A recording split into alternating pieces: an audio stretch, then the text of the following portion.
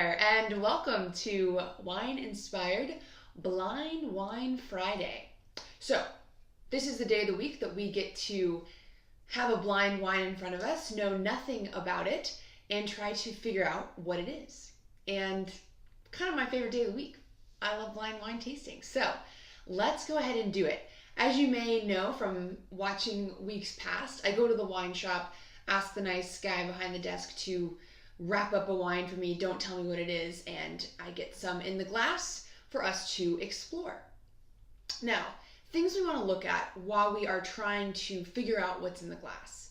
The sight of the wine, the smell or the nose, the palate or what the wine actually feels like when we drink it, and then we put all that together to try to say what it is, or the conclusion portion of the exercise. All right, let's do it. It's a white wine today, kind of mixing things up. I had a couple too many reds going on, so let's do some white. Now, visually with this guy, it looks to be pretty much a straw color. It's not giving us a lot of yellow or gold, and it's not completely white water. So if you're dancing somewhere in the middle, it's just a straw color. Perfect. Nothing too crazy about these visuals. We're not getting any big clues to what's going on. So let's go ahead and smell it.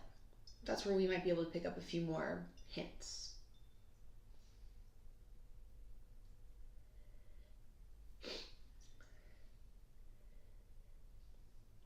Okay, cool.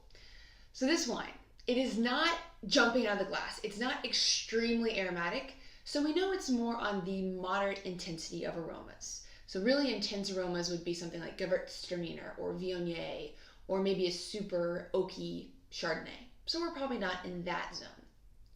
And it's not crazy hard to pull anything out of it, like a, say, Pinot Grigio, or maybe another subtle white wine. Now, what do we smell when we smell it? The fruits here are more apple, green apple, citrus, some Meyer lemon. So really a green apple citrus kind of fruit, and it's really on the tart underripe side. Let's give it one more smell. There's also something a little savory. I know that sounds weird to say with white wines, but there's something almost like a cheesiness. I know that sounds weird too, but it's got this savory kind of slight, when you strike a match and you blow it out, almost that little tinge of a leftover match smell. It's interesting, right? Wine. And it does have these kind of honeysuckle florals going on inside the glass. And what really strikes me about this one is the fact that it has these really sharp, kind of salty, mineral, white rock, chalky notes. So it's got a lot of what's called minerality going on, which stands out quite a lot. And for oak, not any new oak. So I'm not smelling, say, the presence of a freshly toasted French oak barrel in this wine. Let's taste it. So now we get to see what the wine feels like, right?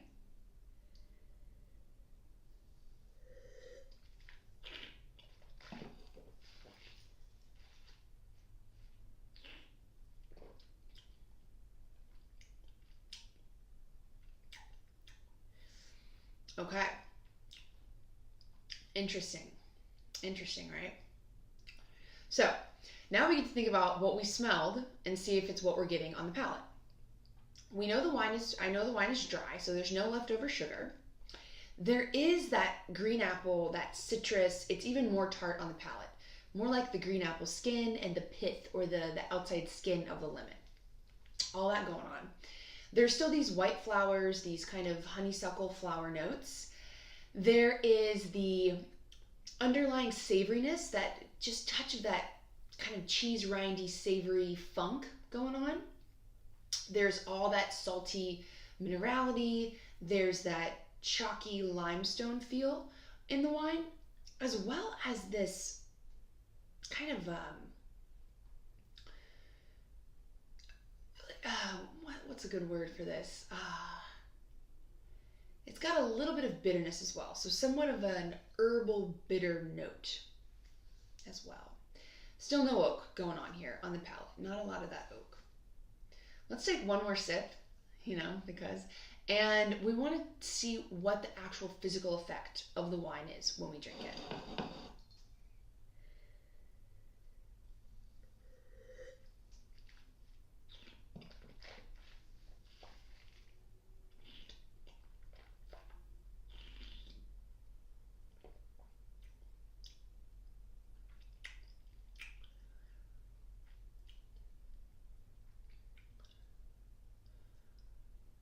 Okay, next. So the wine is dry. It is let's call this medium plus acid. So there's a good bit of acid going on, that mouth-watering quality, but not so much to be high.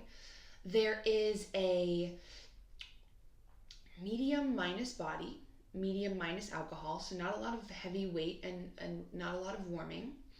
The texture is very lean, so it's pretty lean and sharp. The wine is in balance, it's complex, and it has kind of a medium finish, ending with that kind of tart and that refreshing feel.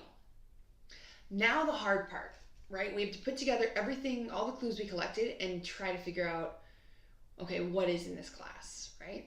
So we'll give it one more little smell before we do our final deduction.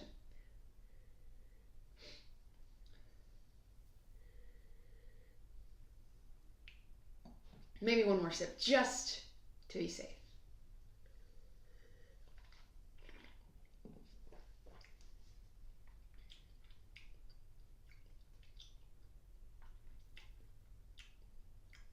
Okay.